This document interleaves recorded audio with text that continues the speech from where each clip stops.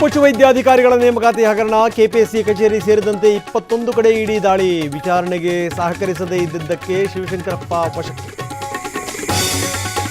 ಎಸ್ಐಆರ್ನಿಂದ ಅರ್ಧಕ್ಕರ್ಧ ಮತದಾರರ ಹೆಸರು ಡಿಲೀಟ್. ಚುನಾವಣಾಧಿಕಾರಿ ಕಚೇರಿಗೆ ನಟ ಪ್ರಕಾಶ್ ರಾಜ್ ಭೇಟಿ. ಮತ್ತಷ್ಟು ಸಮಯ ಕೊಡುವಂತೆ ಆಗ್ರಹ. ಮಂಕಾಳ ವೈದ್ಯ ಉಪಸಭಾಧ್ಯಕ್ಷ ಆಗಿದ್ದು ನಿಮ್ಮಿಂದಲ್ಲ, ಟೈಪಿಂಗ್ ಮಿಸ್ಟೇಕ್ನಿಂದ ಆಗಿದ್ದಾರೆ. ವಿಧಾನಸಭೆಯಲ್ಲಿ ಸಿಎಂಗೆ ಸುನಿಲ್ ಕುಮಾರ್ ಲೇವಡಿ.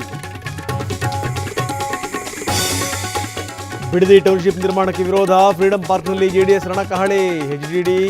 ಎಚ್ಡಿಕೆ ನೇತೃತ್ವದಲ್ಲಿ ಹೋರಾಟ.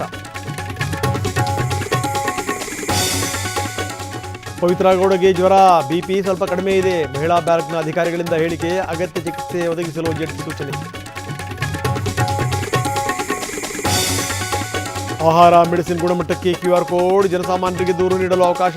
24 ಗಂಟೆಯಲ್ಲಿ 504 ದೂರು ದಾಖಲು.